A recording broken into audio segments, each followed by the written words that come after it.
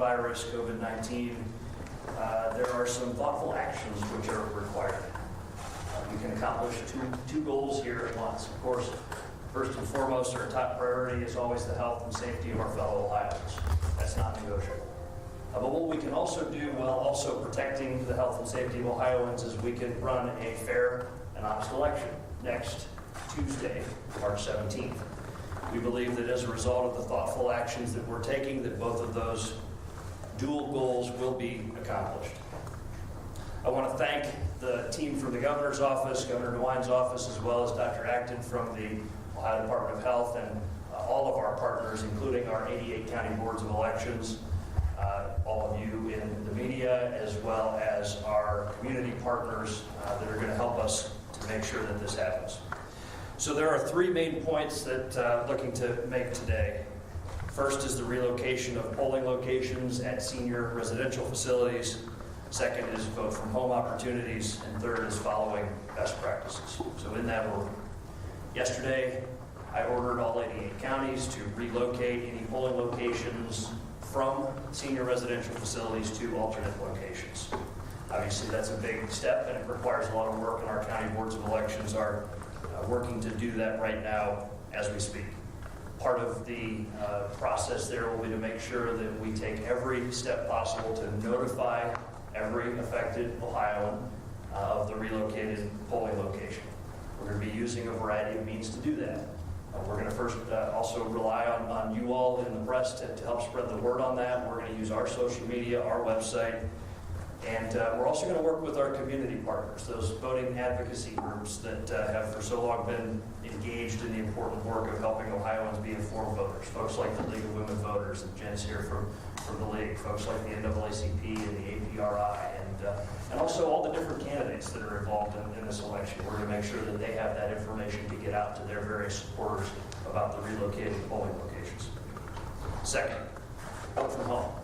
Ohio has many opportunities for voters to vote from the comfort of home or through early voting.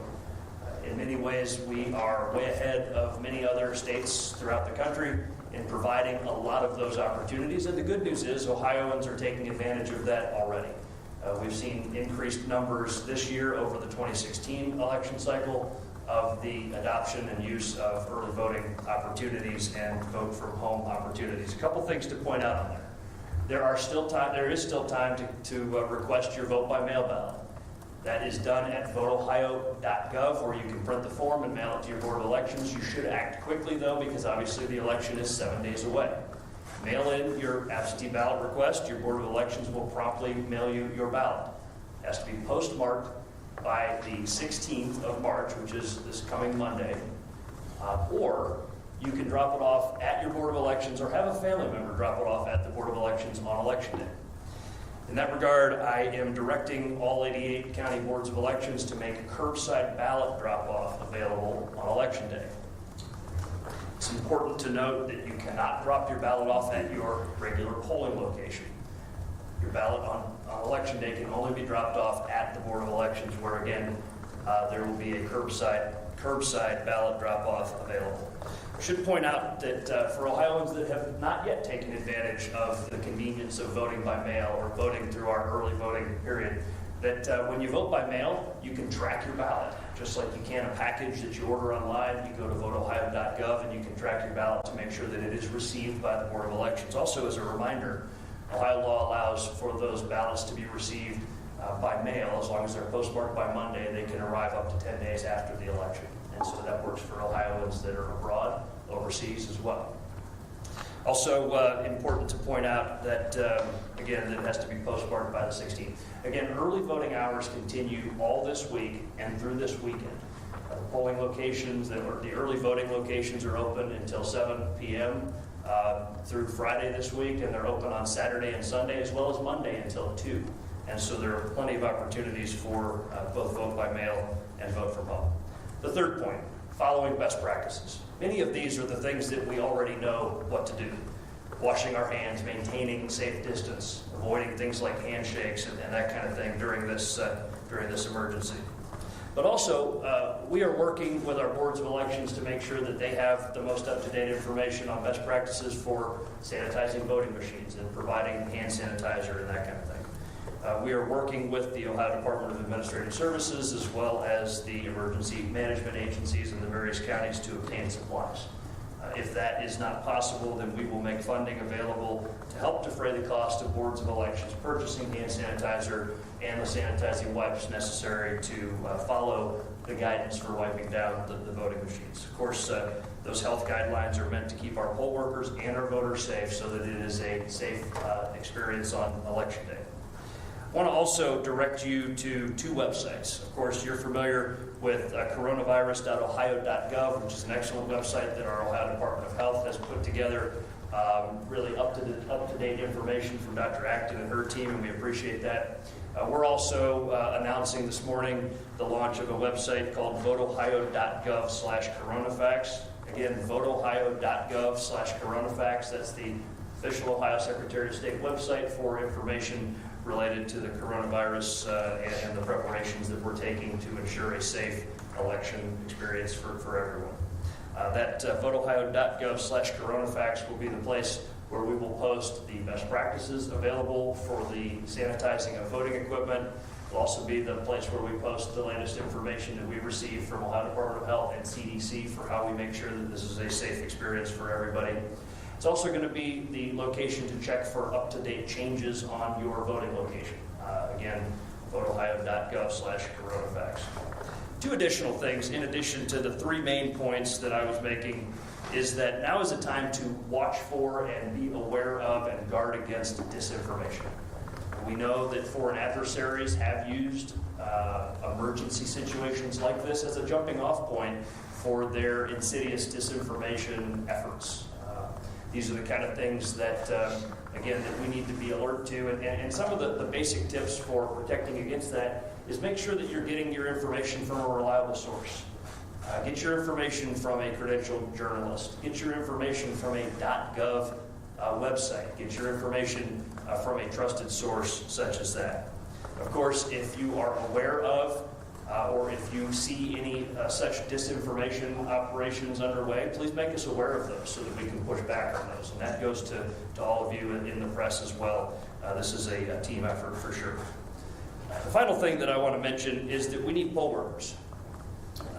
I would especially encourage my fellow veterans to consider it. Remember that when we took the oath of enlistment, it said that we were promising to preserve and protect the Constitution and to defend it against all enemies, foreign and domestic. And that's a lifetime commitment. So whether you yourself are a veteran or just a patriotic Ohioan who wants to do your part during this time, consider signing up to be a poll worker. There's still time to get the training needed. Our boards of elections would be happy to have you. You'll get paid for it. But most importantly, it's an opportunity to help make sure that we have a secure and honest election for all Ohioans this coming Tuesday. Additionally, we're asking state employees to consider it, and we've got an email that we're sending out to state employees to consider taking the day off on Tuesday to be a poll worker. Again, we need people to take up this cause, and you'll find it a rewarding experience. You'll learn a lot. You'll learn a lot about your own democracy in Ohio and how it functions, and you'll be doing your duty to help make sure that we have a secure election. The place to visit to sign up to be a poll worker is ohiosos.gov/defenddemocracy. ohiosos.gov/defenddemocracy. That name was chosen very purposefully, because if you sign up to be a poll worker, you will be helping us defend democracy, and I hope that you seriously consider that. Again, to reiterate, the three main points that I'm making today are the relocation of polling locations from senior living facilities to alternative locations, taking advantage of vote from home and vote early opportunities, and following best practices. And finally, watching for disinformation and considering signing up to be a poll worker. Just so that Ohioans understand the scope of Election Day, there are over 35,000 of our fellow Ohioans out working the polls that day. Think about what a large mobilization of our fellow Ohioans that is. 35,000 that are out working the polls, doing this important, by the way, bipartisan teams. In a time where it feels like Republicans and Democrats can't agree what day of the week it is, at every polling location throughout the state, you've got Republicans and Democrats working together to do this very important task.